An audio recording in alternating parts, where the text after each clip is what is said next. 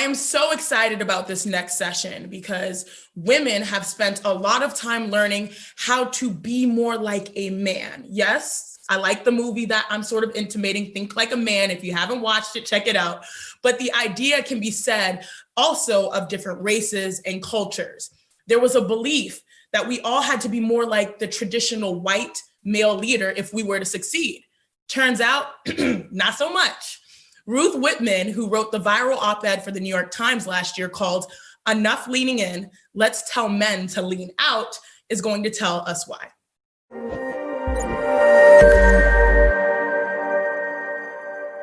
If you are a woman, there is a strong statistical likelihood that you are not being treated fully equally with the men in your workplace.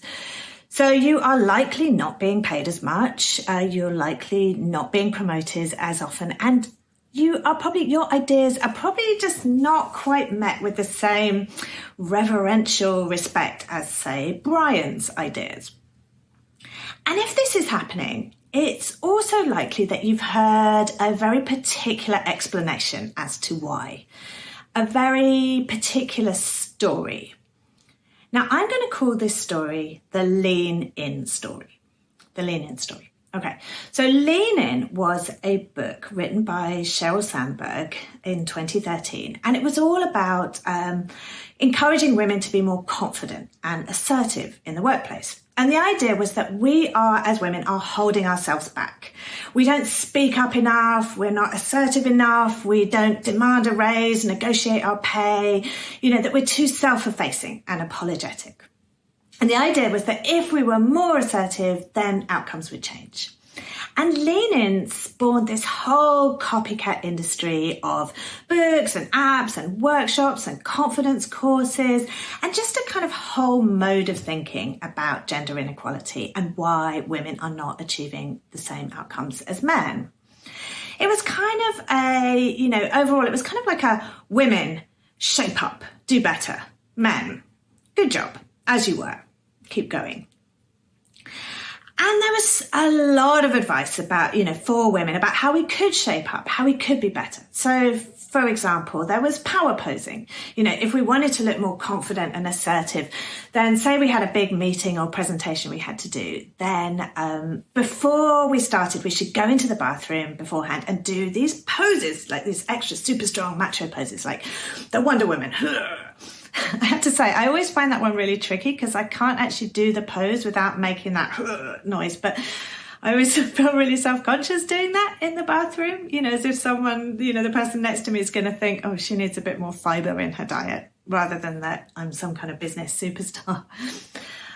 Or apologising. The idea is that we apologise too much. So there's like a plugin that you can download for your email, which when you type an overly apologetic statement, so if you type my kind of emails, which are, dear very important person, sorry to bother you, blah, blah, blah, blah, blah, then it will underline it with these kind of red wiggles and say, delete, overly apologetic. And, that for me tends to send me into this tailspin of apologising for the apologising. So, I'm sorry, computer, I'm sorry I apologise too much. Help me be more like a man. But the whole kind of shtick, the whole idea was that we needed to step up. We needed to be a lady boss, to be a badass. And I can never say that with a straight face, badass, with a British accent. It just doesn't quite work. It always just feels a bit like you're some kind of librarian reading from the Aesop's fables. The bad ass and the good donkey. And the moral of the story is be more assertive. And so the Lean In story has become our kind of go-to explanation for gender discrimination. So when we talk about these big structural issues, so when we talk about the pay gap, the fact that white women still only make 80 cents for every dollar that a white man makes, and women of colour can make as little as 55 cents for every dollar that a white man makes. So when we talk about the pay gap, when we talk about the gap in promotion rates or the glass ceiling, or just the sort of difference in the level of respect that men and women receive in the workplace, when we talk about these things, the Lean In story has become our kind of go-to explanation. And I think that's a problem? I think it's a problem for various reasons. The most obvious one on the face of it is that it very easily slides into a kind of victim blaming. So, it becomes a way of blaming women for gender inequality in the workplace. And it kind of lets those in power off the hook, and particularly employers, companies and corporations who really do have power when it comes to paying people fairly. It's no accident that companies just love the Lean In story. They love these endless confidence workshops and courses for women, because it allows them an excuse for saying, the reason why we don't pay Susan the same as Steve is because she didn't negotiate, she didn't ask for it. So, it's not our fault. Because, who could actually make a really big difference and really make sure that men and women were paid the same? I'll give you a clue. It's not the people receiving the checks, it's the people writing the checks. So that's a big part of the problem. I think the victim blaming story buried in the Lean In story. But today I want to look at something else, which is that I believe that even beyond the whole thing of victim blaming, the Lean In story itself, as it's conceived, is full of sexist messages. And I think there are sort of layers and layers of sexism buried in it. And that's what I want to unpack. So the Lean In story is based on three main assumptions. And I want to go through each one of those. So three main assumptions that are buried in there. So assumption number one is that women are less assertive than men, that it's even true that any of this stuff. Assumption number two is that if women were more assertive, then we would be more equal, the outcomes would change. And assumption number three is that assertiveness really is such a great thing anyway. It's something that we really should be valuing so highly as a society and, in the workplace, in business, that it's such a great trait. So I want to go through each of those one by one. And I think there are layers and layers of sexism within all of them. So assumption number one is that women are less assertive than men. Now, I want to say at this point, obviously we are talking about trends here.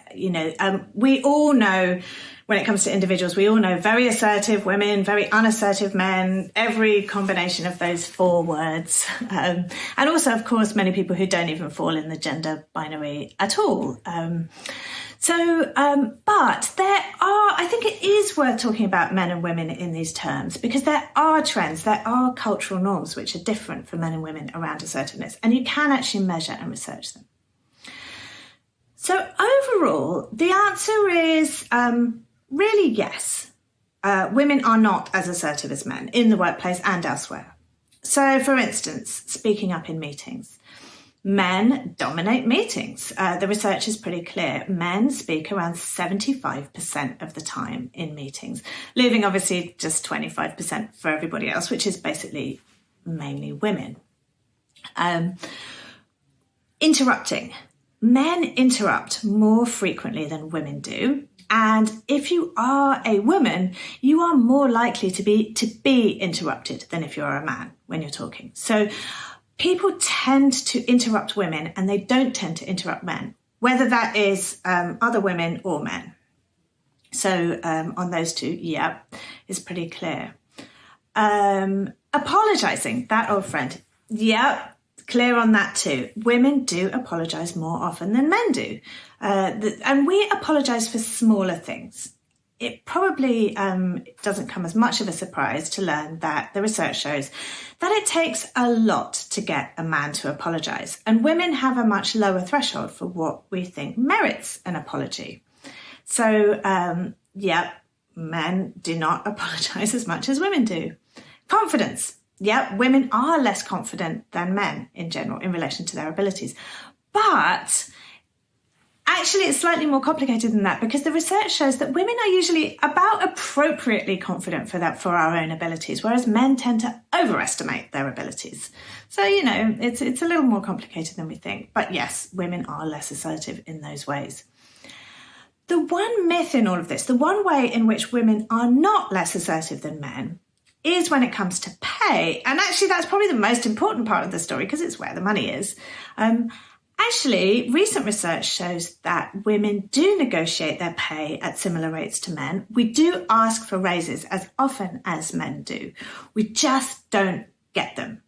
So employers respond differently to women negotiating than they do to men negotiating. And that brings me very neatly onto the second assumption of the lean-in story. Okay, so if you remember, the second assumption of the lean-in story was that if women were more assertive, if we did adopt all of these behaviours, all of these lady boss badass behaviours, then we would become more equal and outcomes would change. And the research on this is pretty clear. The answer is a pretty resounding no. It's something that we probably know instinctively in some way, but there is a double standard for women and for men when it comes to assertiveness. Assertive behaviours just do not really work in the same way for women that they do for men. And there are lots of ways of measuring this.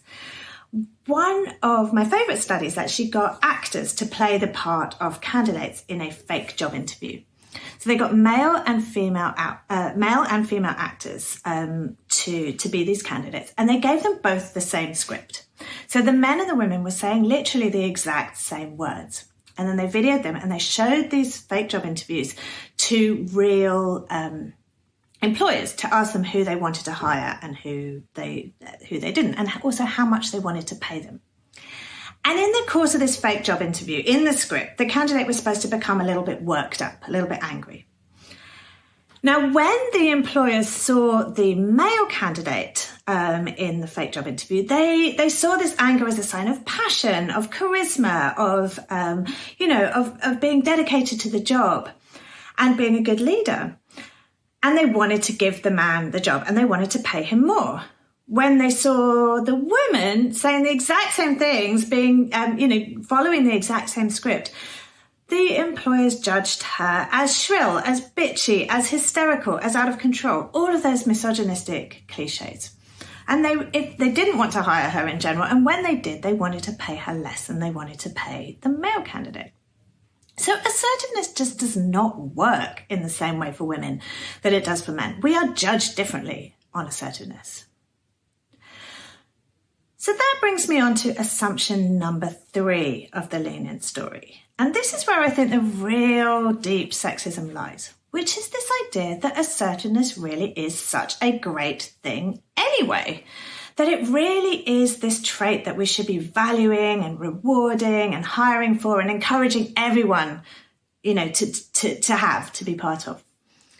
And I think we tip our hand in the way we talk about it. We tip our hand about our values, because when we say, are women as assertive as men, we're sort of proving that we give assertiveness this kind of special status, because we're not asking, are men as good listeners as women? Are men as good at relationship building as women?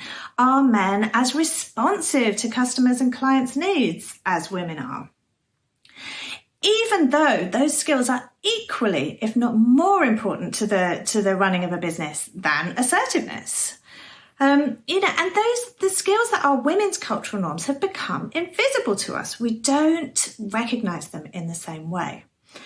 And pretty much any business is founded on relationships, on forming good relationships. And a lot of the super assertive behaviors that we've talked about, dominating meetings, interrupting, refusing to apologize, are actually quite damaging to relationships. I mean, interrupting, it'd be hard to argue that was a good thing in business.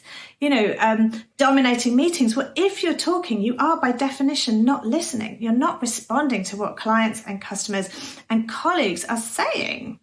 And similarly with apologizing, when you apologize, you are taking responsibility for your own actions and your own part in something. And refusing to do something can be a real problem. I mean, I, as a person who has had many emails over the years, I feel like the overly apologetic woman is kind of a non-problem. I have never actually received an email where I thought this woman is so apologetic that they must be incompetent. But I have received many emails, often, not always, but often from men, where I think this could really benefit from an apology. So I think this is part of a wider cultural problem where we just assume that however men are behaving or thinking and whatever men are doing just happens to be the aspirational standard, the standard by which we should all be measuring ourselves, the default. And whatever women are doing is kind of niche or trivial or, nice to have, but an extra. It's not a key core value that we should be looking towards. But actually, when it comes to these traits, maybe it's women who've got it right on assertiveness. Maybe it's women's cultural norms which are better and more important for a business. So perhaps instead of all these confidence workshops for women, we should be looking at having more humility workshops for men, for example. When we are talking about getting women to speak up more in meetings, actually, maybe we should be addressing men and saying, perhaps you could pipe down and listen a bit in meetings. When we talk about apologizing, the app that tells women where to delete the apology, maybe we should be coding the app that tells men where to put the apology in their email. And I think that this valuing of female traits or of traits that are different from the traits that white men traditionally hold is something that we can look at when it comes to diversity more generally in companies. We've tended to employ this kind of tokenism in diversity in companies, that we just think if we employ lots of people who look different superficially, whether that's by race or by gender or by age or religious belief, if we can just have everyone to look different and then we can make them all into these kind of pseudo white men, that we can get everyone to follow the same cultural norms and values as white men, and we don't actually diversify. And what we should be doing is looking at what we can learn from different types of people and whether other people's standards are actually better, more helpful, more valuable to a business than the traditional assertive, macho standards of white men. So diversity, real true diversity, is actually about listening. And, I think it's women that are leading the way on those listening skills.